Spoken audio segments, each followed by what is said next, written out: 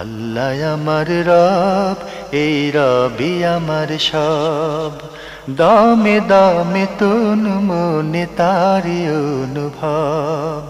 তোমার দুনিয়াতে আমি যেদিকে তাকাই, অথই নিয়ামতে ডুবে আছি সবাই।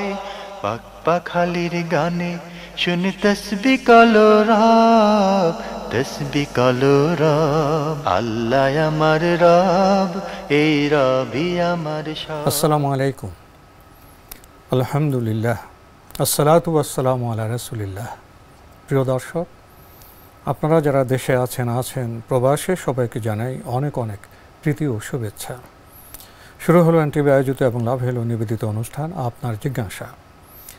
আপনাদের সাথে আছি আমি জয়নুল আবেদিন আজাদ, আর আপনাদের মনে জাগা প্রশ্নের জিজ্ঞাসার জবাব দিচ্ছেন বিশিষ্ট আলেম ডক্টর মোহাম্মদ সাইফুল্লাহ।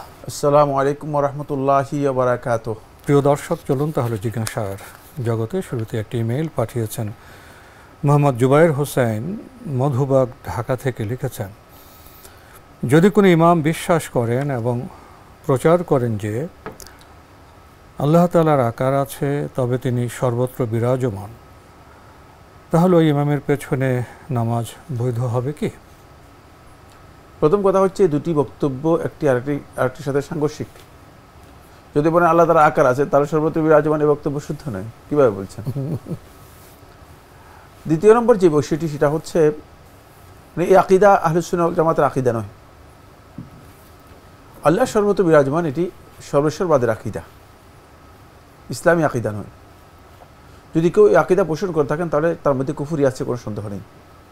যেহেতু সর্বেশ্বরবাদের আকীদা এটা ভয়ঙ্কর একটা শিরকি আকীদা, ভয়ঙ্কর একটা শিরকি আকীদা। সুতরাং যদি কোনো ভাই অথবা বন্ধু তিনি এই ধরনের আকীদা পোষণ করে থাকেন, তাহলে তিনি গলত করছেন, কোনো সন্দেহ নেই।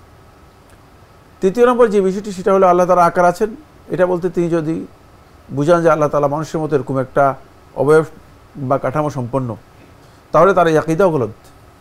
এটাও আহলুস সুন্নাহ ওয়াল জামাতের আকীদা নয়। তার এই আকীদার মধ্যে একটা বিশাল বিভ্রাট এবং ভুল রয়েছে। এরপরে যে পয়েন্টটি গুরুত্বপূর্ণ, সেটা হলো এই ব্যক্তির পেছনে সালাত আদায় হবে কিনা। যিনি এই আকীদা পোষণ করে থাকেন, তার অবস্থান হচ্ছে দুটি।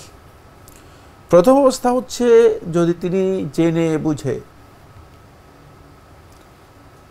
এই আকীদা পোষণ করেন, জানেন যে এই আকীদা গলত, জানেন যে আকীদা শিরকি, জানেন যে আকীদা সত্যিকার আহলুস সুন্নাহ ওয়াল জামাআহ যারা রয়েছে তাদের আকীদা নয়, তারপরেও তিনি এই আকীদা পোষণ করেন যে আল্লাহ সর্বত্র বিরাজমান, তাহলে তার এই কাজটি কুফরি হওয়ার কারণে তার পেছনে সালাত আদায় না করা উত্তম।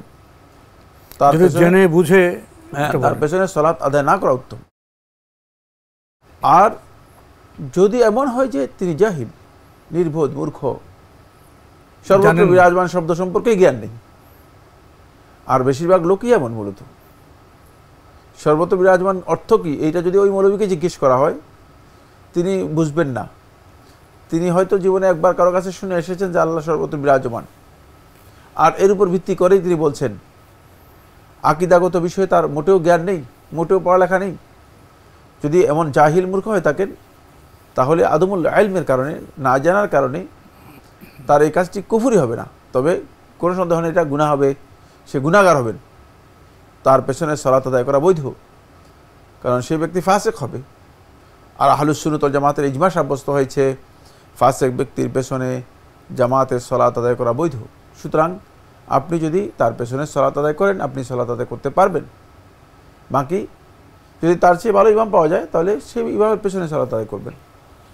এর চেয়ে যদি ভালো ব্যক্তি পাওয়া যায়, তাহলে তার কাছে গিয়ে সালাত আদায় করবেন, সেখানেই সালাত আদায় করবেন। কিন্তু যদি এই ব্যক্তি ছাড়া আর কোনো ব্যক্তিকে না পাওয়া যায়, আর কাউকে পাওয়া যাচ্ছে না, তাহলে এর পেছনে সালাত আদায় করা আপনার জন্য বৈধ। কিন্তু শর্ত হচ্ছে, সে অবশ্যই এই বিষয় সম্পর্কে অজ্ঞ অথবা জাহিল, অথবা তার কাছে ইনফরমেশান নেই, শুধু আন্দাজের উপরেই আকীদা পোষণ করে যাচ্ছে। এমন যদি হয়, তাহলে তার এই কাজটি কবিরা গুনাহ হবে এবং কুফরি হবে না। তাহলে আপনার বক্তব্য থেকে আমরা উপলব্ধি করলাম আল্লাহর আকার আছে, তবে আমাদের অভিজ্ঞতা বা ধারণার মতো সে আকার নয়, সেটা তার আকার তার মতোই। জি। আরেকটু হলো আল্লাহ সর্বত্র বিরাজমান নন, তিনি আরশে আছেন, আরশে থেকে তিনি সব কিছু জানেন, সব কিছু কন্ট্রোল করছেন। এটি তো আমাদের, আমরা খুবই গুরুত্বপূর্ণ বিষয়ে অবগত হলাম। প্রিয় দর্শক আরও লিখেছেন, আমি শুনেছি শুধুমাত্র 3টি মসজিদ, বায়তুল আকসা, মসজিদে নববী এবং বায়তুল হারাম ব্যতীত অন্য কোনো মসজিদে সওয়াবের উদ্দেশ্যে গমন করা ঠিক নয়। এই বক্তব্য কি সঠিক? কিছু অংশে সঠিক, কিছু অংশে সঠিক নয়।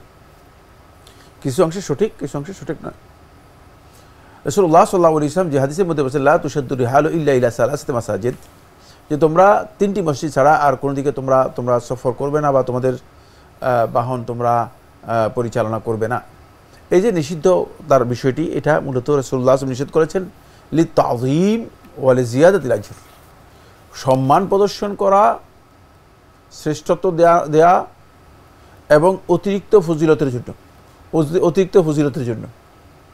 সুতরাং এই 3 মসজিদের ব্যাপারে আল্লাহ নবী সাল্লাল্লাহু আলাইহি ওয়াসাল্লাম যেহেতু তাযীমের বিষয়টি উল্লেখ করেছেন, অতিরিক্ত তাযীম, এখান থেকে বোঝা যায় এই 3টি মসজিদ মূলত ফাইন্নাহা মুআযযামাতুন আলা সাইরিল মাসাজিদ, যতগুলো মসজিদ আছে সবগুলো মসজিদের উপর, মানে এই 3টি মসজিদের আজমত বেশি, হুরমত মর্যাদা বেশি, সম্মান বেশি। আর এই কারণে আল্লাহ রাসূল সাল্লাল্লাহু আলাইহি ওয়াসাল্লাম এই 3টি মসজিদের ব্যাপারে উল্লেখ করেছেন, যেহেতু এই 3টি মসজিদের ব্যাপারে কোরআনের মধ্যে স্পষ্ট বক্তব্য এসেছে, কোরআনের মধ্যে বলা হয়েছে। সুতরাং এই 3টি মসজিদ অত্যন্ত মর্যাদাপূর্ণ। এই কারণে এই 3টি মসজিদের বিশেষত্বের কারণে বলা হয়েছে যে সফরের উদ্দেশ্য করা এই 3টি মসজিদের জন্য বৈধ এবং এটা উদ্বুদ্ধ করা হয়েছে, অনুপ্রাণিত করা হয়েছে। বাকিগুলোর জন্য সবগুলোই সমান মসজিদ, আল্লাহর ঘর, সবগুলো মাসাজিদ। ওয়া আন্নাল মাসাজিদা লিল্লাহ ফালা তাদউ মা আল্লাহি আহাদা, মসজিদগুলো সব আল্লাহর জন্য, সুতরাং বাকিগুলোর স্ট্যাটাস সমান। কিন্তু কোনো ব্যক্তি যদি তিনি জ্ঞানের কারণে একটা মসজিদে হালাকা হয়, দ্বীনি আলোচনা হয়, অর্থাৎ একটা মসজিদের মধ্যে ভালো খতিব তিনি খুতবা দিয়ে থাকেন, আলোচনা করে থাকেন, যদি এমন হয়ে থাকে কেউ যদি সেই মসজিদে সালাত আদায় করার জন্য যান, তাহলে এতে যেতে নিষেধ নেই। শুধুমাত্র অতিরিক্ত আজর, অতিরিক্ত সওয়াব এবং তাযীমের জন্য এই নিষেধাজ্ঞা প্রযোজ্য, এটাই বিশুদ্ধ বক্তব্য। আরও লিখেছেন, ইমাম নিযুক্ত করা হয় তাকে অনুসরণ করার জন্য, কিন্তু অনেক মসজিদের ইমাম রাফুল ইয়াদাইন করেন না। আমরা রাফুল ইয়াদাইন করলে ইমামের অনুসরণ করা হয় না, এক্ষেত্রে আমাদের করণীয় কি? না, রাফুল ইয়াদাইনের সাথে ইমামের মুতাবাআত শর্ত নয়। ইমাম রাফুল ইয়াদাইন করেন না তার ফিকহি ইখতিলাফের কারণে, এক্ষেত্রে আপনার সালাতও হয়ে যাবে, ইমামের সালাতও হয়ে যাবে। কিন্তু ইমাম যদি রুকু করেন, আপনি যদি সিজদা করেন, তাহলে হবে না। কিসে ইন্নামা জুইলাল ইমামু লিয়ুতামা বিহি, মানে ইমামকে নির্ধারণ করা হয়েছে, ইমাম মানে মনোনীত করা হয়েছে একজন ব্যক্তিকে, কেন? লিয়ুতামা বিহি, যাতে করে ইমামের আপনি সুন্দরভাবে অনুসরণ করতে পারেন। অনুসরণ কোন কোন কাজে করবেন সেটাও এরপরে হাদিসের মধ্যে বলা আছে। সুতরাং ওই হাদিসটি একটু পড়ে নেওয়ার জন্য চেষ্টা করলে আপনি উপকৃত হবেন। জি, এক্ষেত্রে রাফুল ইয়াদাইনের ক্ষেত্রে এটা প্রযোজ্য, রাফুল ইয়াদাইনের ক্ষেত্রে এটা প্রযোজ্য নয়। আমরা খুবই গুরুত্বপূর্ণ বিষয়ে অবগত হলাম। প্রিয় দর্শক, এবারে ইমেলটি পাঠিয়েছেন আনার, লিখেছেন, মেয়েরা পিরিয়ডের সময় কি রাতে ঘুমোতে যাওয়ার সময় আয়াতুল কুরসি 3 কুল পড়ে শরীরে দম দিতে পারবে? নিজের শরীর হেফাজত করতে এই সূরাগুলো সব রাতে ঘুমোতে যাওয়ার সময় আমল করার কি কোনো বিধিনিষেধ বা নিয়ম আছে? আয়াতুল কুরসি এবং 3 কুল পড়বেন না, তিনি এছাড়া বাকি যে দোয়াগুলো আছে সেগুলো পড়বেন। ঘুমানোর আগে বাকি যে দোয়াগুলো আছে সেগুলো পড়বেন। কোরআনে কারীম তেলাওয়াত করবেন না পিরিয়ড অবস্থায়, এটাই বিশুদ্ধ বক্তব্য। এতে জুমহুর আহলে হাদিস, জুমহুর ফাকিহদের ইত্তেফাক সাব্যস্ত হয়েছে, ইজমা সাব্যস্ত হয়েছে। সুতরাং নারীরা কোরআনে কারীমের আয়াতগুলো তেলাওয়াত করবে না, আয়াতুল কুরসিও পড়বেন না, 3 কুলও পড়বেন না। আয়াতুল কুরসিও পড়বে না, যেহেতু কোরআন আয়াত, আর 3 কুল তো কোরআনে কারীমের 3টি সূরা, সুতরাং এগুলো তেলাওয়াত করবেন না। এক্ষেত্রে তিনি অন্য যে সমস্ত দোয়াগুলো আছে সেই দোয়াগুলো পড়তে পারেন, যেগুলো ঘুমার আগে যে সমস্ত দোয়া রাসূলুল্লাহ সাল্লাল্লাহু আলাইহি ওয়াসাল্লাম শিক্ষা দিয়েছেন সেই দোয়াগুলো তিনি পড়বেন, সেই দোয়াগুলো পড়বেন। তার মধ্যে বিশেষ করে মানে নিজেকে হেফাজত করার জন্য, হেরজের জন্য, মানে যে সমস্ত দোয়াগুলো করা দরকার সেগুলো তিনি নিজেকে হেফাজত করার জন্য পড়বেন, তবে কোরআনে কারিমের আয়াত তেলাওয়াত করবেন না, এটাই বিশুদ্ধ বক্তব্য। আমরা জানলাম বিষয়টি সম্পর্কে। প্রিয় দর্শক আরও লিখেছেন, সফরে ফ্লাইটে দাঁড়িয়ে নামাজ আদায় করতে না পারলে কি বসে আদায় করতে পারবো? হ্যাঁ, যদি দাঁড়াতে অক্ষম হন, দাঁড়াতে কোনো সুবিধা নেই, সফর করছেন, দাঁড়ালে পড়ে যাবেন, দাঁড়ানো সম্ভব নয়, এই অবস্থা আপনি বসে পড়তে পারবেন, কোনো অসুবিধা নেই। কিন্তু যদি আপনার স্কোপ থাকে দাঁড়ানোর, তাহলে আপনি দাঁড়িয়ে পড়ার জন্য চেষ্টা করবেন, দাঁড়িয়ে পড়ার জন্য চেষ্টা করবেন। যেমন দাঁড়াতে কোনো অসুবিধা নেই, যেমন হয়তো ট্রেনে যাচ্ছেন, খুবই স্মুথ যাচ্ছে, দাঁড়ালে কোনো বাধা নেই, পড়ে যাওয়ার কোনো আশঙ্কা নেই, তাহলে আপনি দাঁড়িয়ে সালাত আদায় করতে পারবেন। আনার আপনি সবশেষে লিখেছেন, ফ্লাইটে টয়লেটে অজুর পানি যথেষ্ট না হলে কি তায়াম্মুম করতে পারবো? কারণ পা থেকে জুতো খুলে পা ভিজিয়ে আবার জুতো পরায় অসুবিধে হয়, নিয়মটা একটু ঠিক করে বলবেন। আপনি চেষ্টা করবেন ফ্লাইটে আপনি উজু করে ওঠার জন্য এবং উজু অবস্থায় সালাত আদায় করার জন্য। সেক্ষেত্রে যদি মানে সম্ভব না হয় থাকে, যতটুকু সম্ভব ততটুকু আপনি পা ধুয়ে উজু করবেন। যে পানি আছে ফ্লাইটের মধ্যে সেটা আসলে উজুর জন্য ফ্লাইটে পানি রাখা হয় না, বা উজুর কোনো ব্যবস্থা সেখানে নেই, সেখানে শুধুমাত্র সামান্য ব্যবহারের জন্য পানির ব্যবস্থা থাকে। সেক্ষেত্রে যতটুকু ব্যবস্থা আছে সেটা শুধুমাত্র প্রয়োজনের জন্য, সেক্ষেত্রে আপনি উজু করে মানে যাবেন, যদি আপনার সালাতের সময় হয়। আর সালাতের ম্যানেজমেন্ট সম্পর্কে একটু জ্ঞান নেওয়া খুবই অপরিহার্য মনে করছি আমি। অজু ভঙ্গ হয়ে গেলে ফ্লাইটে হ্যাঁ, যদি এমন হয় যে মানে কোনো ব্যবস্থা নেই, তাহলে তিনি তো এমন করতে পারেন যদি মাটি থাকে। আমরা জানলাম বিষয়গুলি সম্পর্কে। প্রিয় দর্শক আরও একটি ইমেল পাঠিয়েছেন মুস্তাক আহমেদ, সৌদি আরবে তায়েফ থেকে লিখেছেন, কোট করেছেন আপনি সূরা সাজদা আয়াত 13, আমি ইচ্ছে করলে সবাইকে হেদায়েত দান করতে পারতাম, কিন্তু আমার এ কথা অবশ্যই সত্য যে আমি নিশ্চয়ই জিন ও মানুষ উভয় দ্বারা জাহান্নাম পূর্ণ করব। আল্লাহর যদি ইচ্ছে থেকে থাকে যে মানুষ ও জিন দিয়ে জাহান্নাম পূর্ণ করবেন, তাহলে কি কোনো মানুষের পক্ষে এর বাইরে যাওয়া সম্ভব? আল্লাহ ইচ্ছে করলে সবাইকে হেদায়েত দান করতে পারতেন, কিন্তু সবাইকে হেদায়েত দান না করে কাউকে কাউকে হেদায়েত দান করেছেন, আবার কাউকে কাউকে হেদায়েত দান করেননি। আল্লাহ যাদেরকে হেদায়েত দান করেছেন তারা কি অটো পাস নয়? আর যাদেরকে হেদায়েত দান করেননি তারা কি জাহান্নামের জন্য অটো সিলেক্টেড নয়? না, এইভাবে বক্তব্য শুদ্ধ নয়। আপনি আল্লাহ তাআলার বক্তব্যকে আপনি বুঝতে পারেননি। না, অটো পাস এবং অটো সিলেক্টেডের খুব আপত্তিকর। অটো পাস অথবা অটো সিলেক্টেড যে বক্তব্যটি দিয়েছে সে খুবই অবাঞ্ছিত এবং আল্লাহর শানে এটা যায় না। আল্লাহ তাআলার শানে আপনি যে বক্তব্য দিয়েছেন এটা গর্হিত এবং অবাঞ্ছিত। হয়তো আপনার আকীদাগত বিচ্যুতি রয়েছে, সেই কারণে আপনি এই বক্তব্য দিয়েছেন, এটাও হতে পারে। বাকি আল্লাহ সুবহানাহু ওয়া তাআলা এটা মানুষদেরকে জানিয়ে দিয়েছেন যে আল্লাহ সুবহানাহু ওয়া তাআলা ইচ্ছা করলে সবাইকে হেদায়েত দিতে পারতেন। এটা আল্লাহ তাআলার মাশিয়াত, ইচ্ছার দুটো প্রকার আছে। আল্লাহ রাব্বুল ইচ্ছা সম্পর্কে জানতে হবে। এটা আল্লাহ রাব্বুল আলামিন কোন ইচ্ছার কথা বলা হয়েছে সেটা হচ্ছে, এখানে আল্লাহ সুবহানাহু ওয়া তাআলার ইচ্ছা যা হচ্ছে দুই প্রকার। আল মাশিয়া শারঈয়া, যেই আল মারদিয়া, আল্লাহ রাব্বুল আলামিন ওই ইচ্ছা, যে ইচ্ছাটা আল্লাহ তাআলা সন্তুষ্ট চিত্তে শরীয়তের বিধান অনুযায়ী বান্দার কাছ থেকে চান, কামনা করেন, সেটা সেই ইচ্ছাটা আল্লাহ রাব্বুল আলামিন সবার জন্য করেন না, যার জন্য করে এটা আল্লাহ তাআলার বড় অনুগ্রহ। এখানে এমন কোনো প্রশ্ন করার বৈধতা নেই, এমন কোনো আপত্তি করার বৈধতা নেই যে আল্লাহ তাআলা কেন এরকম করেছেন, এই বৈধতাই নেই। আর এখানে অটো পাস অথবা অটো সিলেক্টেড এই বক্তব্য একেবারে গর্হিত। এটা আল্লাহ তাআলার, যেহেতু সব কিছু আল্লাহ তাআলার ইলমের মধ্যে রয়েছে, সুতরাং আল্লাহ রাব্বুল আলামিন এর ইলমের মধ্যে সব কিছু থাকার কারণে আল্লাহ সুবহানাহু ওয়া তাআলা সব বিষয় সম্পর্কে জানেন, যেটা আমরা জানি না, আমাদের জানা নেই। তবে আল্লাহ রাব্বুল আলামিনকে আল্লাহ সুবহানাহু ওয়া তাআলা তার ইচ্ছার সাথে মানুষের ইচ্ছাকেও কী করেছেন, সম্পৃক্ত করেছেন। সুতরাং মানুষের ইচ্ছা যেটা আছে, মানুষের ইচ্ছাটা, তার ইচ্ছাটাও আল্লাহর ইচ্ছার সাথে সম্পৃক্ত সংযুক্ত হয়। এখন আপনার ইচ্ছাটা যদি খারাপ হয় তাহলে আপনি এই কারণে শাস্তি পাবেন, আর আপনার ইচ্ছাটা যদি ভালো হয় তাহলে এই কারণে আপনি সওয়াব পাবেন। জি, যে হেদায়েত উপযুক্ত আল্লাহ তো তাকে হেদায়েত দিয়ে থাকেন। মানে ওই ইচ্ছা, যে ইচ্ছা আল্লাহ সুবহানাহু ওয়া তাআলা বান্দার প্রতি ভালোবাসার সাথে চান, এটা সবার জন্য চান নাই। আর এটা হচ্ছে আল মাশিয়া আল কাউনিয়া আল কাদারিয়া, যেটা আল্লাহ রাব্বুল আলামিন কমন সকলের জন্য ইচ্ছা পোষণ করে থাকেন। ইচ্ছা শক্তি দিয়েছেন, ইচ্ছা শক্তি দিয়েছেন। প্রত্যেকটা মানুষ তার কাজের জন্য ইচ্ছা শক্তি সম্পন্ন।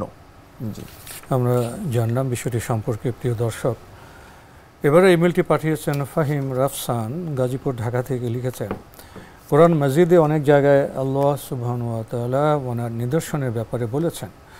এই নিদর্শনগুলি আমাদের জন্য কি তাৎপর্য বহন করে? ধন্যবাদ।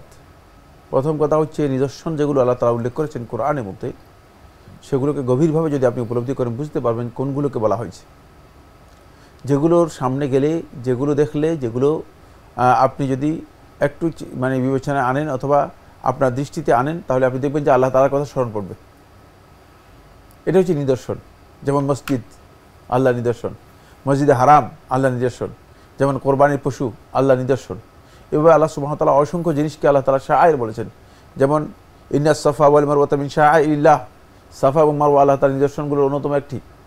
এমন এইভাবে আল্লাহ সুবহানাহু ওয়া তাআলা অনেকগুলো জিনিসকে আল্লাহ তাআলা শাআইর হিসেবে উল্লেখ করেছেন। যেমন আজান একটা আল্লাহ তাআলার নিদর্শন। তো যে নিদর্শনগুলো আল্লাহ সুবহানাহু ওয়া তাআলা উল্লেখ করেছেন, সেই সবগুলো নিদর্শন এমন যেগুলোর মধ্যে আল্লাহ তাআলার মানে আপনি আল্লাহ তাআলার কথাকে খুঁজে পাবেন, স্মরণ করতে পারবেন, দেখতে পাবেন, আল্লাহর পরিচয় পেয়ে যাবেন। আকাশ, চন্দ্র, তারকা, এগুলো হচ্ছে আয়াত, এগুলো হচ্ছে মানে আল্লাহ তাআলার আলামত। মানে আল্লাহ সুবহানাহু ওয়া তাআলা এগুলোকে আলামত হিসেবে দিয়েছেন। কিন্তু মাখলুকাতের মধ্যে দুই প্রকার। এটা হলো শাআইরুল্লাহ, হচ্ছে যেগুলোর মাধ্যমে আল্লাহ তাআলার কথা স্মরণ হবে। আজান শুনবেন, তখন আল্লাহ তাআলার কথা স্মরণে আসবে। মসজিদের কথা, যখন মসজিদের সামনে যাবেন, তখন আল্লাহ তাআলার কথা স্মরণে আসবে।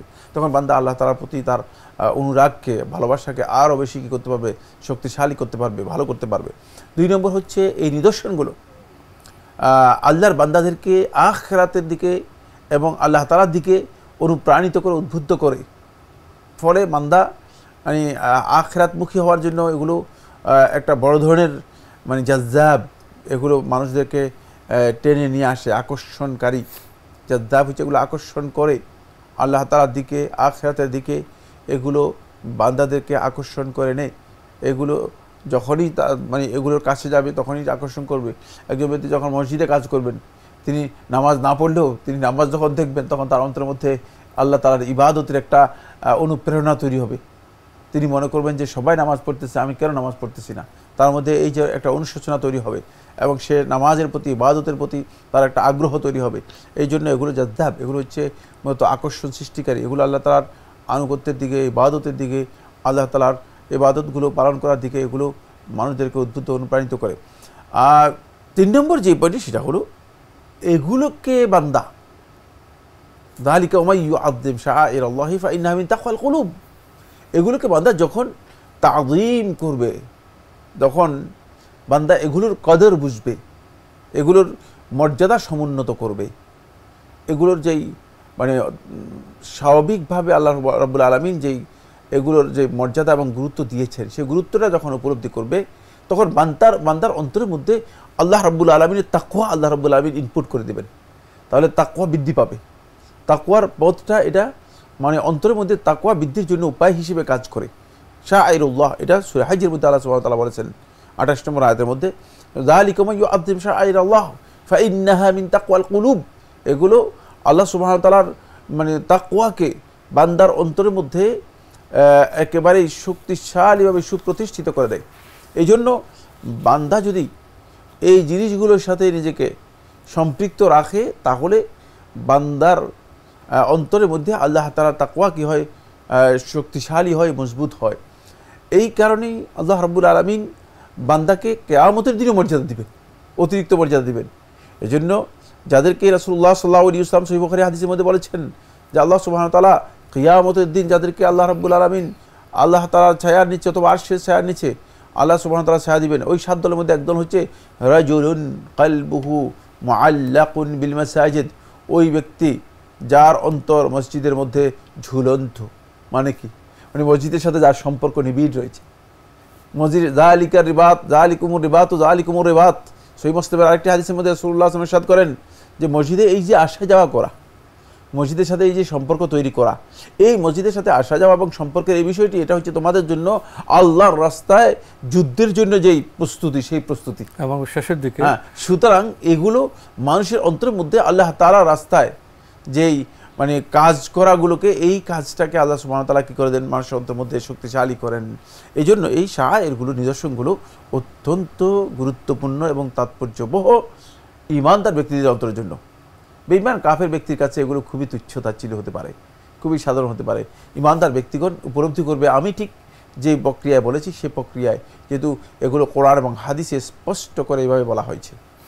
সৃষ্টি জগতের বিষয়গুলোকে আল্লাহর নিদর্শন, সৃষ্টি জগতের বিষয়গুলো চন্দ্র সূর্য তারকা, এগুলো হচ্ছে আয়াত, আলামাত, মানে সিম্বল। এগুলোর মাধ্যমে আল্লাহ রাব্বুল আলামিন মানে মানুষদেরকে আল্লাহ তাআলার দলিল হিসেবে পেশ করেছেন, প্রমাণ, এভিডেন্স হিসেবে দিয়েছেন, আল্লাহ তাআলার রুবুবিয়তের এভিডেন্স। জি, তো আজকে আমাদের এখানে শেষ করতে হচ্ছে। আপনাকে অনেক ধন্যবাদ।